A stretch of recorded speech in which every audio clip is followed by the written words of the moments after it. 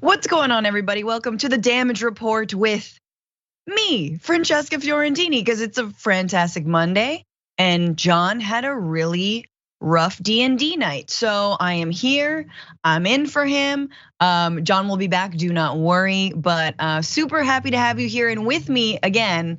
Really excited to have him. Wosny Lambre, Woz, how are you? I'm good. I'm really happy to be back on with you. It's been way too long. I know you had some important life things happen, but it's good that you're back here and we get to communicate with the people. Yeah, absolutely. Bringing him all the news that is, I don't know. I wish there was something good. We're gonna talk about leg lengthening in the aftermath. This is good. Very exciting. We're gonna talk about leg lengthening. We're gonna talk about, okay, not as exciting, a 6-year-old with a gun shooting his teacher. Cool. Obviously a coup remix in Brazil, in terms of January 6th remix happening in Brazil. We'll get to that. But in the meantime, you guys, you know what to do. Don't act like you don't know. You share, you whatever else you do. And make sure to give us a lot of love and a lot of comments. We'll be reading them in the breaks. And with that, Woz, are you ready to get this week started? Let's do it. All right, let's open with this. With 6 recorded as present. Therefore, the Honorable Kevin McCarthy of the state of California, having received a majority of the votes cast, is duly elected Speaker of the House of Representatives.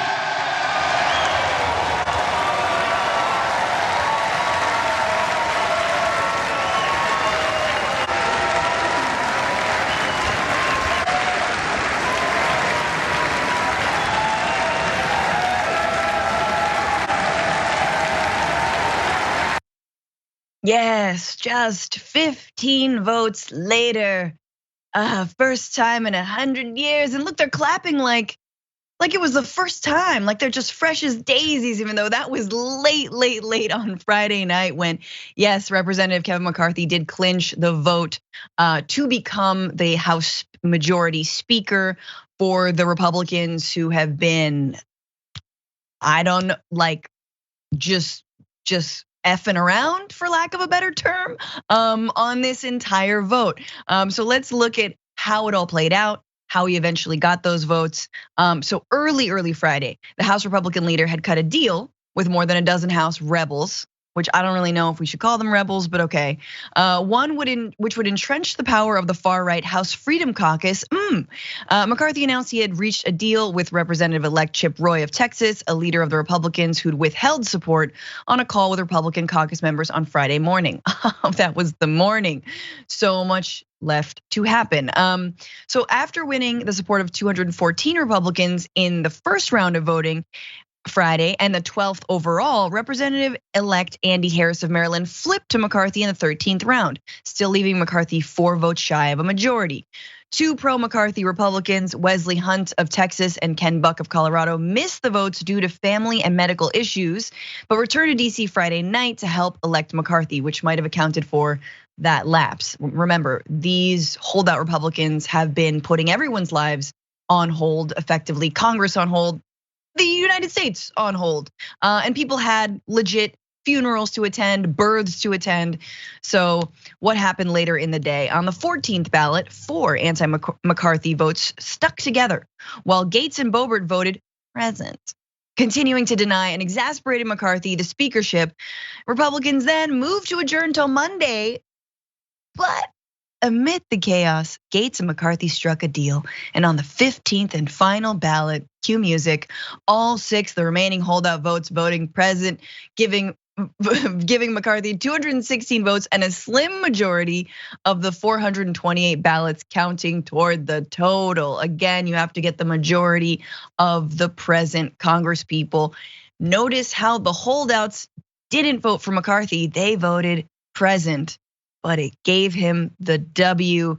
And he decided to celebrate. Here's Nina Turner tweeting this picture, which is of Kevin McCarthy ordering champagne to his office.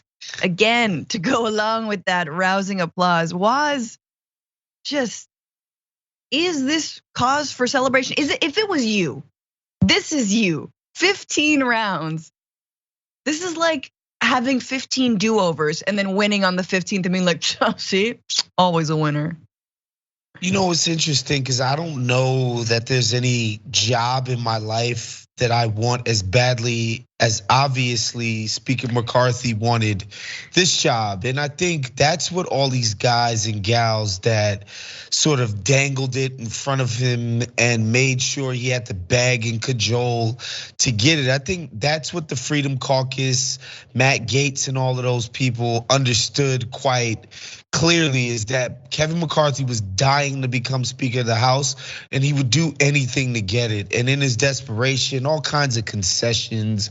You know, the guy took a public beating, a public flogging. They basically embarrassed him, pantsed him, gave him a wedgie, you know, on the floor of the House. And now he gets to be Speaker. It's just, you wonder, right? We always hear politicians say, oh, we don't negotiate with terrorists. The Republican Party absolutely negotiated with the terrorists of their wing. And, you know, we'll see how it goes. But this is quite embarrassing. Well, doesn't the saying continue that like once you do negotiate with terrorists, it's all chill? I don't think like they stop becoming terrorists. I don't think that will be the case for this guy. And you know, let's be clear so that the viewers understand. This was never going to go any other way. These people, even the terrorists, have an agenda. And you know, they want to chase Joe Biden's kid's penis all around the Beltway. They want to allegedly investigate the investigators in the CIA and FBI. Allegedly, they want to check out Nancy Pelosi's tax returns and all of that. Like they have, you know, quote unquote alleged business that they want to attend to, and they didn't have a viable alternative candidate. It was always going to go this route. They couldn't go about the business of being idiots in the Congress without this happening. But I just found this so fascinating that they felt the need to just publicly embarrass this dude this way. Yeah. Absolutely. And to show what? Like it didn't show strength. It showed, and I think, you know, it's been said before, and we should point out that this is the Freedom Caucus. The majority of the holdouts were people who did not vote to endorse or certify the election results of 2020. Many of them do not believe that Donald Trump rightfully lost the election, that President Biden rightfully won the election. This is the caucus of election denialism, of the big lie, and of people who also aided and abetted and supported the insurrectionists and the rioters on January 6th. So let's not forget, like we're 2 years out from January 6th. We not only didn't bring any of these elected officials to justice, we gave them more power. And Kevin McCarthy did exactly that. He gave them more power. He was unable to bring them to heel. And instead, he was like, no, okay, yeah, please, here's more ability and here's more tools to absolutely destroy the US government. Like, go forth, right? Like, I'm surprised that they didn't pass we're gonna reenact the insurrection day on January 6th every day. Marjorie gets to touch QAnon shaman's abs, whatever. Anyway, but let's get to specifics. What were the concessions? What happened? How did they come to the table? So the original deal McCarthy struck with the holdouts reportedly lowers the threshold to force a vote on vacating the chair, meaning his chair, to just one member. This means it will be much easier to kick McCarthy out of the job he just won. So what does that mean? That means just Lauren Boebert could wake up on a Thursday and be like, you know what? I don't like Kevin McCarthy as speaker. I want to be speaker, or I just don't like him. I call a vote. One person can trigger a vote. And Woz, what are we gonna do? We're gonna redo the whole thing? The whole thing, that poor woman who's named the Republican who she's just my Karen of this moment. She's my parliamentarian Karen. We're just gonna have to start roll call all over again. It's incredible. In the process of this guy's thirst and utter desperation for this job, he weakened himself and his own standing in said job. Like coming into the door, he's a weaker speaker than has ever been before him. And part of me is like, maybe the way the majority works should be a little bit more democratic. Maybe speakers shouldn't be able to move so unilaterally. I mean, just take for one example, I don't know, Nancy Pelosi completely separating the sick leave from the railroad workers vote. Like she could just do that unilaterally as far as how she brought that vote up. And so part of me thinks maybe the speaker shouldn't be so autonomous. At the same time, Francesca, you just had a baby, a 3-month-old. There's just certain things that you're not gonna allow the baby to do, like mess with the sockets, hold the knife, start the stove. That's how I feel with these idiots in the house. It's like these guys can't be trusted with adult tasks. No, they can't. If my baby could start the stove, though, she is cooking. I just want to say, when her little hands can move, I'll be like, you're cooking your own meal. Straight to work. Yeah. Make me eggs, thank you. No, I think that's a really good point. And there's a couple more concessions there.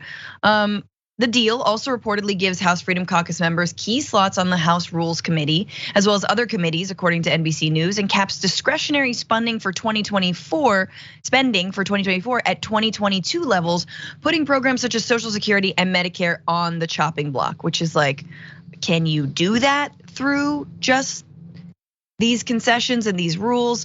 Obviously, this is all, we're relying on Kevin McCarthy and Republicans to pass the budget that funds the government later this year.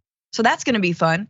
But previous reported details of negotiations also included that the political action committees tied to McCarthy will stay out of open House primaries in safe Republican districts, which could clear the way for even more right-wing members to be elected to the House. So basically no funding can go to anyone who is not as extreme as they are. Like if you're the speaker, and again, look, we saw what Nancy Pelosi did supporting Henry Cuellar, and Woz brings up a good point. Pelosi has way too much power in a lot of ways. But this would effectively say, yeah, no, you cannot wield the money, Republican money, right? To a member that we don't like, or to primarying anyone. Let's say there's in Lauren Boebert's district, she narrowly lost to a Democrat in Colorado. Well, what if McCarthy wants to put up someone else who's a little more, competent? No, that's completely off the table, right? So it's kind of the ways that I think some leftists, we look, or not even leftists, people who are left of extremists, look at this and they're like, man, I wish we could leverage some of that. But look what Kevin McCarthy just did. He just said probably what Nancy Pelosi would like to do, which is like, you can never primary an incumbent Democrat, and we're not gonna give you money. Now they already hold out on money for those, primary challenges, but this is like in writing, we will not do that.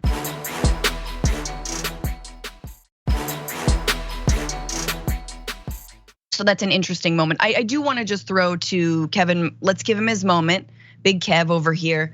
Here's his first speech as Speaker of the House. I wanna talk directly to the American people.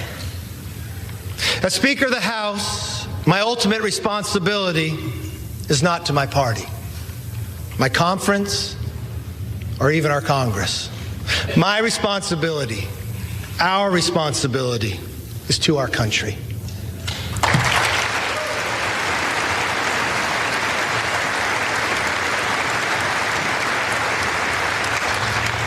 Two months ago, you voted for a new direction for our country.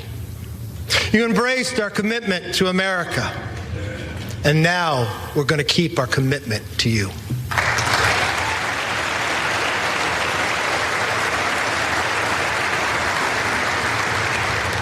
It's a commitment for an economy that's strong, where you could fill up your tank of gas and feed your family, where paychecks grow and not shrink.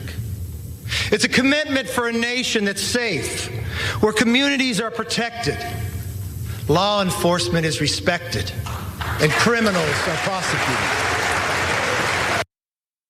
Yes, every criminal except for those of us in this room. Obviously, this is base, and once you touch it, no one can be prosecuted.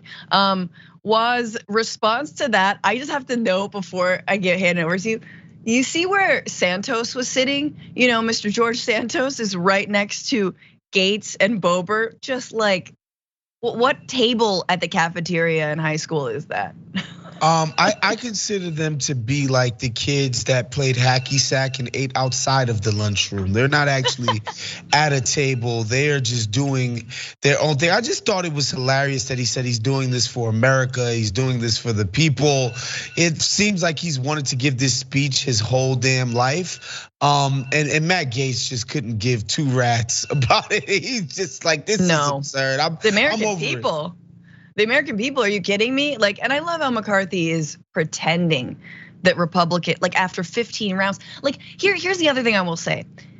You are pretending like you didn't just face a huge challenge, and instead of saying, I'm really glad we got here, and sort of wielding your power and saying, look, I think it's important for us to get to work for the American people, and the last, week has been a delay in that work. And so I look forward to working with the majority in my party in order to get things done. And yeah, we know what those things are gonna be, which is just investigating Hunter Biden's D-pics, but still, like he couldn't even take the opportunity as now the most powerful guy in Congress to actually bring these folks in line. You already got across the finish line. You already got the votes you needed, and you can't even a little bit throw shade.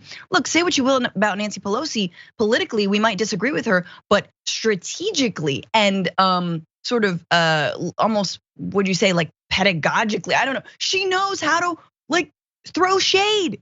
She throws the most shade. Kevin McCarthy is no shade. He's just like, yes, thank you. This was so easy. Like, don't pretend. We all saw you, and you look stupid by not actually kind of naming what just happened and wielding your power a little bit more. Maybe that's just me. But anyway, there he was. Nothing happened. We're gonna get to work. And by work, we mean cutting taxes for the wealthy. And we'll get into a little bit more about what he's going to do. We're talking about the IRS later.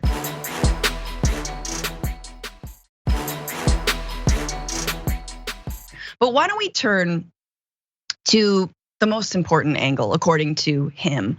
There's one person who believes that he and he alone deserves the credit for getting Representative Kevin McCarthy across the finish line to become majority speaker of the House.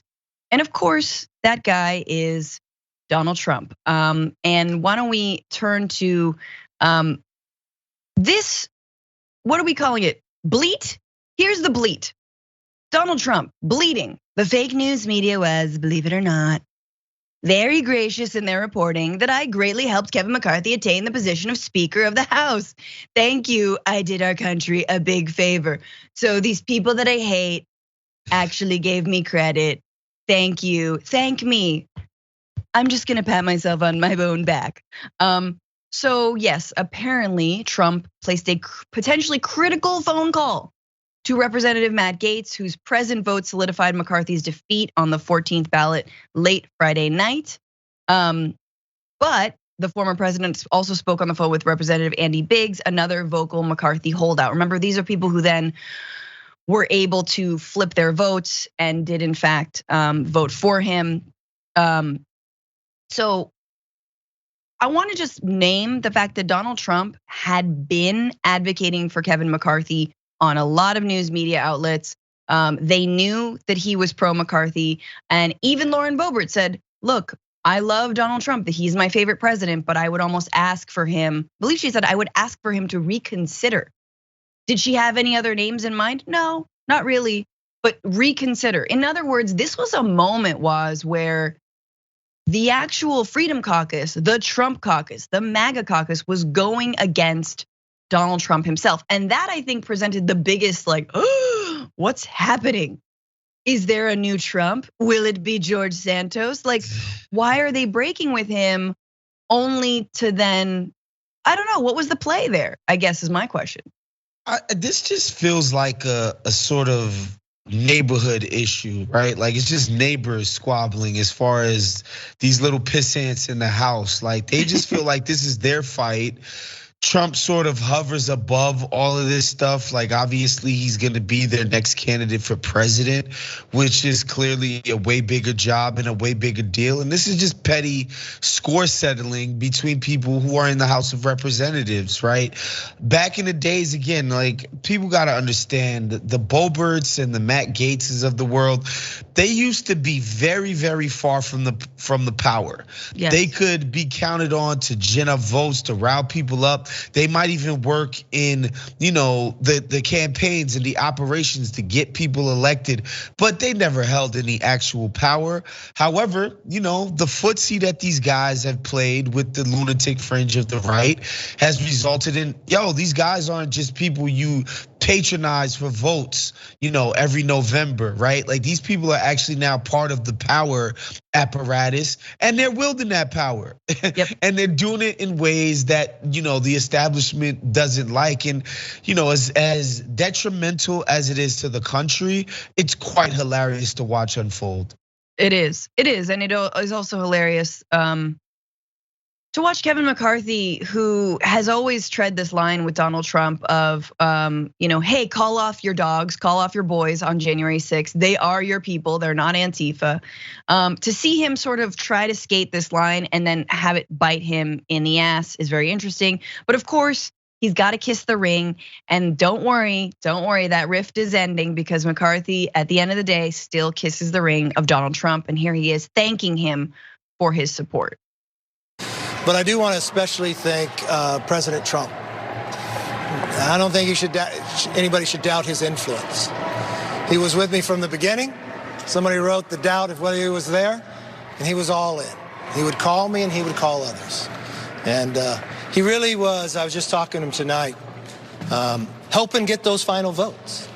And what he's really saying, really for the party and the country, that we have to come together. We have to focus on the economy. We got to focus, make our borders secure. We got to do so much work to do, and he was a great influence to make that all happen. So thank you, President Trump. We got to do so much work to do. And with that begins the 118th Congress, led by Republicans, to do the work to do.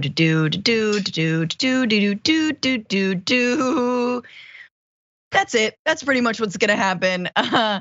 But there he is. He's got to go back to Trump. I don't know. We'll see. Come 2024, will they all support him as president again?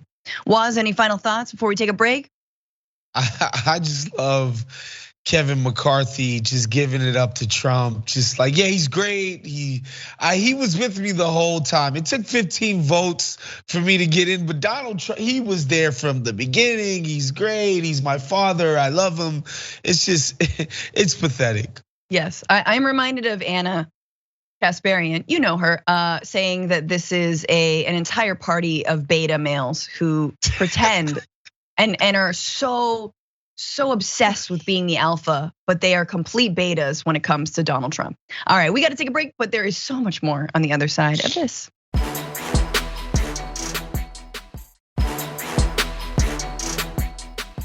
Welcome back to the Damage Report. I am Francesca Fiorentini in for John Idarola. Here with me, Woz Lambre. We have more news. This was just, wow, it was a sleepy Sunday, but not so sleepy down in South America.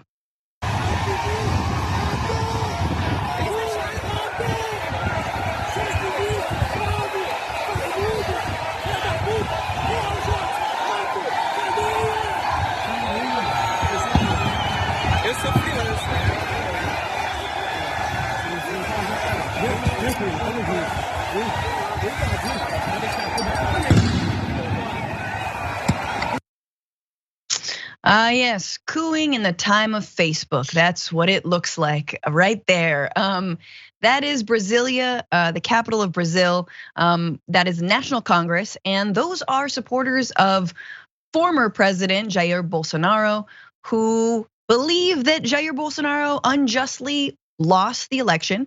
And there they are, storming the Brazilian capital, where Brazilian lawmakers are. It was a Sunday, so thankfully people were not in session. Perhaps a little bit less dramatic than our January 6th, but pretty much the Trumpian version down in South America, down in Brazil, and everyone is called Jair Bolsonaro the Trump of South America. So there we are, and obviously the president-elect Lula da Silva, sorry, has tweeted and put out a statement saying, "I was just tonight at the Planalto Palace at the STF. The coup plotters who promoted the destruction of public property in Brasilia are being identified and will be punished. Tomorrow we will resume the work at the Planalto Palace. Democracy always. Good night." So that was his response. He also continued saying, "Whoever did this will be found and punished. Democracy guarantees the right to free expression, but it also requires people to respect institutions. There's no precedent in the history of the country. What they did today, for that, they must be punished." Okay, so Lula da Silva, current president, is out with a strong statement about it. Again, a little bit, Trump was in power at the time. Unlike Biden was not in power, obviously, during our January 6th. But what the hell happened? And we'll look at a little bit more footage. But around 3,000 people took part in what initially started as a demonstration in Brasilia, according to local media. They also flooded parts of the Congress building with the sprinkler system, and damaged furniture in the presidential palace and the Supreme Court building. While Congress was not in session, protesters reportedly threatened employees if they tried to block their entry into the building. But authorities said late Sunday they cleared the Congress, Supreme Court, and presidential palace offices of rioters. At least 300 people had been arrested. So a couple more images and video from that in case you needed a closer look. Here is a mounted police officer trying to get a hold of the crowd, and watch what the crowd does.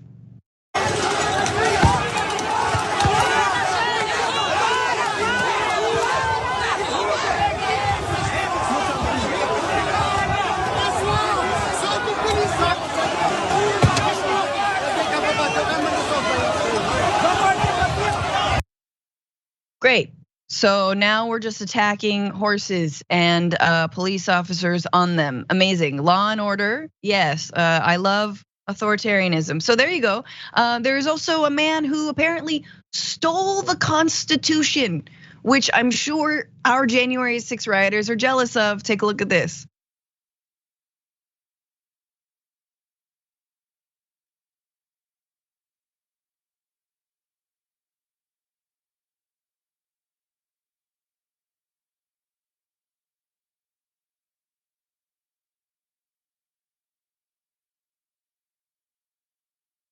Hell yeah. This is the book I'm disrespecting at the moment. Was when you saw this go down and just the parallels to our own attempted coup, again by radicalized boat dads, what were your thoughts? You know, it's funny. What strikes me when I watched the original, the OG, if you will, January 6th. What struck me at first was just that these guys ran into the Capitol and they're gonna seize the day and they're gonna seize power, and all they did was take selfies. You know, guys with their shirts off. It was just a photo op for so many of them, which ended up being their demise in the sense that they're in prison now for having done it. At least these Brazilians, this guy had the sense to cover his face as he's committing a felony. You know, at least this guy had the sense. But yeah, it's funny, you know, that these people don't understand that you can't perform a coup without the help of an aid of the military. But you know, people want to let their anger out, and there's plenty of people on the right wing that will fan the flames of these dispossessed people. But you know, this is sad. It's stupid, honestly. Yeah. You're not gonna seize power this way. What a lot of people don't understand is that Lula actually made some deals with the elites of the country, the people who actually wield influence over things like capital and the military. And so these people are just being used as pawns, and you know, it's all performance and stupidity. But that's universal in both of our countries, apparently. Yes, indeed. And I think that's a really important point that like it was pretty disorganized, right? All folks are doing is just filming themselves. Again, just incriminating themselves from the future. Like if you really wanted to learn the lesson of January 6th, it's like, don't live stream it, buddy. But there they were, and folks were aimless, just sort of walking around. Do we have that footage of them just sort of walking around the quarters? Okay, but anyway, there's no real plan. There's not as someone who's participated in sit-ins, and we understand the history of nonviolent direct action, and like, although this wasn't nonviolent, there's not even a plan to be like, and we're not leaving until Bolsonaro is instated. No, they're not gonna lock down. They're not, calling a new government to order. They're just there to wreak havoc and chaos. Now, I know what you guys were wondering, but do they have a QAnon shaman? And the answer is, yes, they do. Take a look. Here he is, the Brazilian version of the QAnon shams. Hell yeah, look at him, looking great. He's got a headdress instead of, what is it, raccoon tails. Got the Brazilian flag painted all over himself. But he's got the khakis. Make sure to have the khakis. He doesn't have as many tats. But this is, I think for me, it is absolutely clear that this is not a coup of Latin American coups, which again, as Woz mentioned, usually carried out by the military, often with the support of the United States. And it's not a parliamentarian coup, which we've seen as of late in places like Bolivia, Paraguay, most recently, although questionably in Peru. But this is absolutely the stuff of strongman internet radicalized nightmares, right? This is something that trickled down, that was globalized, if you will. Yeah, it was globalized, internationalized by people like Donald Trump and the followers that he had on January 6th. They learned it from him. And so for me, what I keep on coming back to is these are the folks who consistently say that, the left and like Democrats, they just care about globalism. It is code, obviously, for their anti-Semitism, but they continually say, they put other countries first, this and that. No. You don't understand. Authoritarianism is global. Strongman ideology is global. Fascism is global. These are the Orbans. Why do you think CPAC was held in Hungary? Why do you think that Donald Trump loves Jair Bolsonaro? Why do you think Bolsonaro, we'll talk about where he's at, why do you think he was at Mar-a-Lago over New Year's? Why do you think Steve Bannon connects people like Nigel Farage, part of Brexit, to Donald Trump, to Duterte, right? This is the true internationalism of the right. It is the far right extremist fringe, and they love learning from one another. They love it, right? If Donald Trump gets a second bite at the apple, he's gonna take a page out of Duterte's book and be like, yeah, let's lock up anyone. And no, let's kill drug addicts. Let's do it, why not? Anyway, where is Bolsonaro? What did he say? Bolsonaro has been in Florida this entire time. We've seen him walking around, I believe it was Orlando. We've seen him eating KFC. We've seen him just shopping at a grocery store, doing finger guns at the camera of the guy who was filming him. But alas, he's currently in the hospital, guys. He really needs to focus on his gut health. He has checked into a hospital in Florida with abdominal pain. He has numerous health problems since surviving a stabbing in 2018. That is right. In case you're feeling a little pang of sympathy, don't have sympathy. This man is an incredible bigot and a fascist, and absolutely deserves to feel abdominal pain. I'm not saying he deserves to be stabbed, but he deserves to have some abdominal pain. He was taken to the hospital for tests on Monday after feeling abdominal discomfort.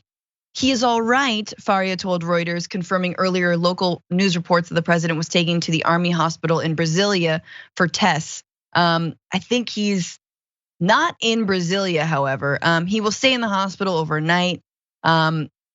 Two things. One is that He did put out a statement, so I want to go to what Jair Bolsonaro, former president of Brazil, did say about the insurrection in Brasilia. He says peaceful demonstrations in the form of law are part of democracy. However, depredations and invasions of public buildings, as occurred today, as well as those practiced by the left in 2013 and 2017, escape the rule. Sort of a rough translation there, but he's effectively saying, don't do this, guys. This is illegal. But the left did it in 2013 and 2017. So kind of a wink, wink, nod, nod. Maybe they do it too. So it's okay to do it. And I also want to note that he's been in the United States, and a lot of folks, including, I believe Representative Castro, Julian Castro said, or Joaquin Castro, my bad. Joaquin Castro said, we need to extradite Bolsonaro from the United States back to Brazil, right? He doesn't belong in the United States, abdominal pain or not. Why is he seeking refuge here in the United States? I mean, again, just another sort of Latin American dictator seeking refuge in Florida, nothing really new. But what do you make of that? I don't know. It's just funny that everybody ends up in Florida at some point, whether it's like mafia guys on the run or in witness protection or, deposed former right-wing presidents / dictators, just ends up in Florida. It's just something in the water over there, I guess, where people, enjoy it. It's interesting politically.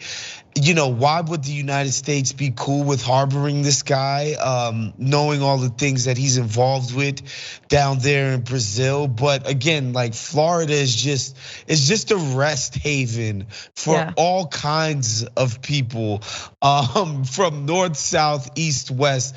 They just love it there, friend. They really do, and and Mar-a-Lago too. There's always a bed open. The last thing I wanted to mention is that apparently while he has been at Mar-a-Lago, Bolsonaro has been getting some political advice from the likes of Stephen Miller and Steve Bannon. The Steves are on the case.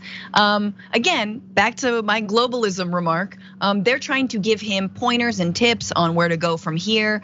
I would say F off into the night. Maybe Steve Bannon would say something different. In fact, Bannon truthed, I believe, bleated Brazilian freedom fighters with a video or a news outlet, news caption: breaking Bolsonaro supporters have stormed the National Congress.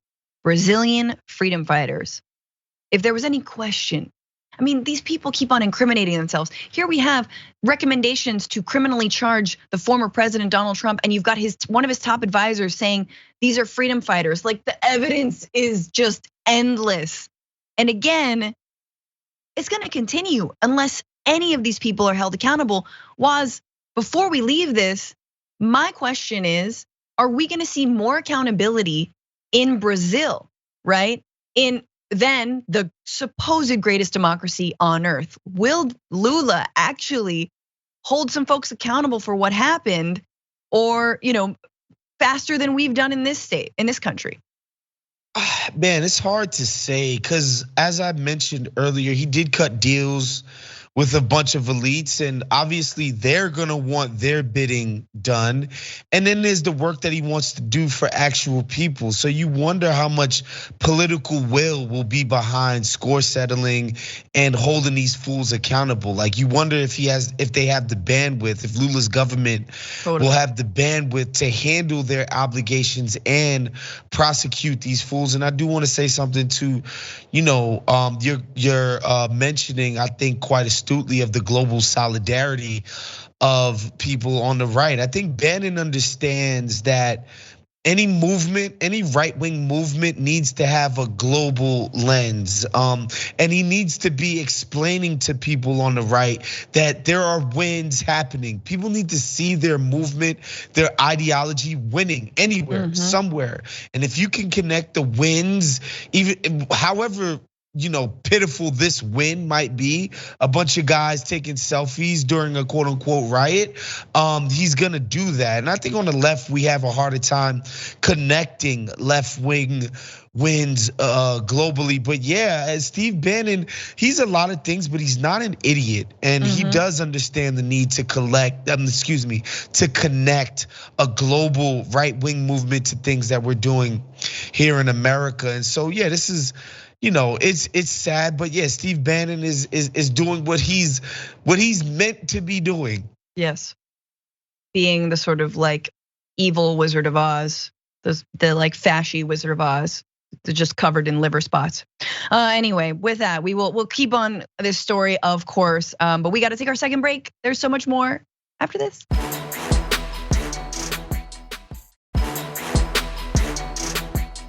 All right, a little bit time left in this hour, but of course there's more in the aftermath. Let's open with this little interesting turn. The Democrats stripped you of your committee assignments after you were elected. That was raw politics. But in fairness, didn't you also say around that period that you had been a follower of QAnon conspiracy theories and you had rethought this and you were no longer influenced by the group? Well, like a lot of people today, I had easily gotten sucked into some things I'd seen on the internet, but that was dealt with quickly early on. I never campaigned on those things. That was not something I believed in. That's not what I ran for Congress on. So those are so far in the past. Oh, Marjorie Taylor Greene with a fresh blowout and a new perspective on Q, but kind of an admission that she did fall down a rabbit hole, that she was just bored and online and middle class and white, and she's no longer part of or believing in the QAnon stuff. And that was the old her, and she didn't campaign on stopping the pedophiles, but she will occasionally talk about it from time to time. But now we're using groomers. But that was a very interesting turn for Marjorie Taylor Greene. She's trying to run away from it. That was with an interview with Kurtz, I believe his last name is Kurtz, interviewing him for her for Media Buzz. It's a right-wing outlet. It's probably why she was a little bit more forthcoming. Nearly a dozen Republicans joined Democrats to strip Marjorie Taylor Greene of her committee assignments. Remember when that happened? And it was largely due to past comments on her social media pages, which Ms. Greene liked, that explicitly expressed support for murdering political officials, including then Speaker Nancy Pelosi. Fun. Ms. Greene's attempts to distance herself from QAnon largely mirror past statements she's made in the run-up to the House vote to condemn her and strip her committee memberships when she fought in vain to stop the impending retribution. Remember, she hasn't really been able to do anything since assuming office. Like Marjorie Taylor Greene is just, again, a meme. She has a podcast, which I'm sure she spends more time on than she does legislating. And so I'm curious going forward, what committees will she be on now? Will she do anything? Do these people even pay attention when they are told this is how a bill becomes a law? I.e. when Schoolhouse Rocks is put on because they will not pay attention to anything else. Woz, what do you think? Is she trying to clean up her image? Is Q done? Like, is that so 2022? I think a couple of things. You know what this reminds me of? It reminds me of AOC, honestly. And the ability for the establishment to sort of funnel people who are on the fringes into the center. Whip people into line. If you want to advance in your career as a political person, you will have to come to heel. The system is built that way. It's set up that if you want to achieve, if you want to make your time useful here, you got to play ball. And that's all I'm seeing from Marjorie Taylor Greene here. She's like, nah, I kind of like being influential. I kind of like having a voice. I'm gonna fall in line and I'm gonna play ball. But I'll say this, as just some human sympathy, man. There used to be all kinds of things on the internet that I believed, Francesca. I mean, they used to kill Eminem damn near every other week on the internet, and I thought it was true every single time. I know a lot of black people, especially people in my neighborhood, we'd read these conspiracies about Donna Karen or Tommy Hilfiger went on Oprah allegedly and said that they hate black people and shouldn't wear their clothes. Somehow this footage never materialized of of these people saying these deeply racist things. So I understand how she fell into the Q thing, because I too used to fall victim to internet lies, Francesca. Sure.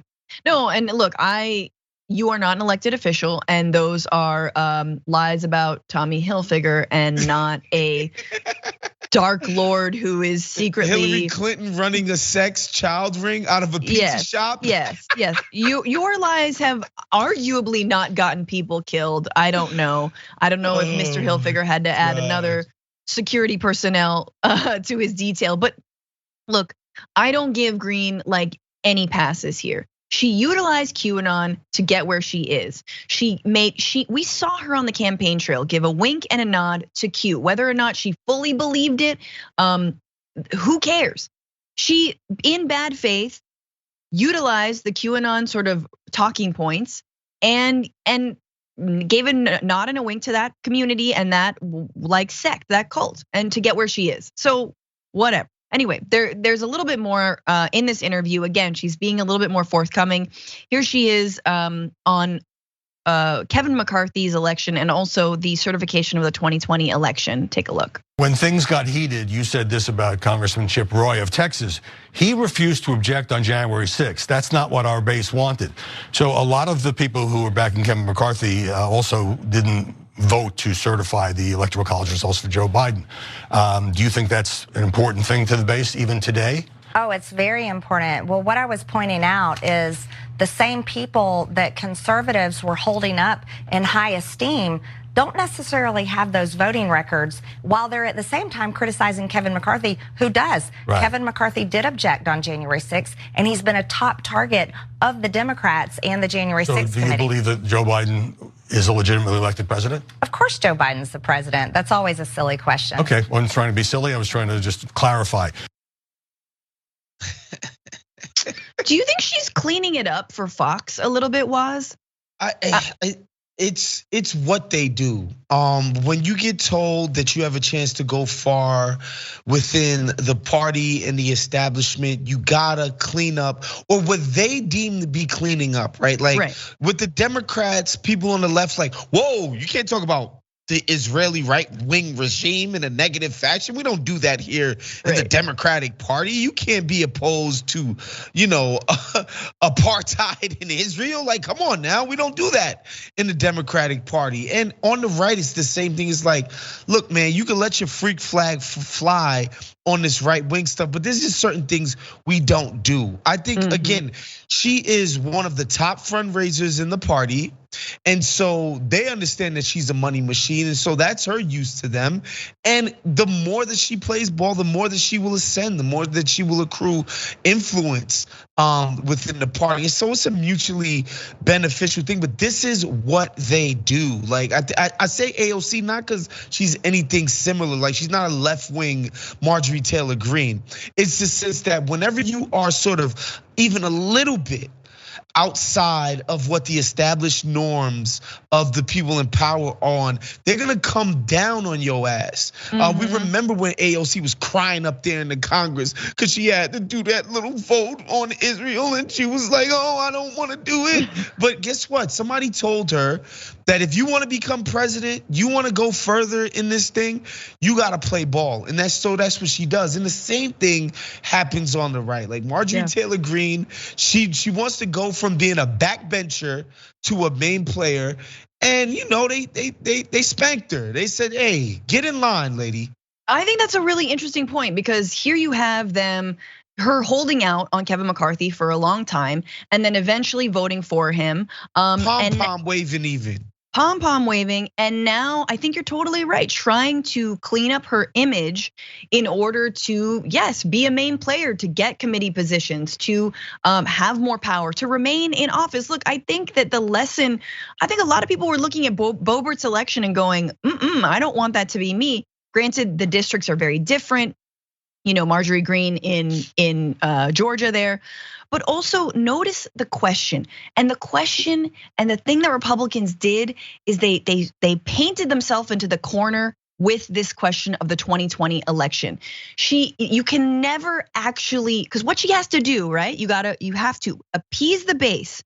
You don't want to lose the base So she just said Joe Biden is president, right? Now, she probably means like illegitimately, but she said he was president, which might piss some of the base off, but then also that the 2020 election was in fact stolen. So it's sort of like she's trying to have it both ways, and every Republican is going to be in that corner. Ron DeSantis, if he tries to go against Trump, will be in that same corner that Republicans painted themselves into.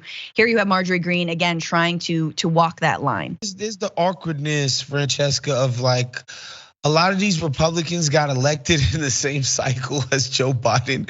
So it's like, which one is it? Is his fraudulent or yours? Like, what is going on? Yes, we have to wrap there, but there is more in the aftermath on YouTube. Thank you guys so much. We'll see you there.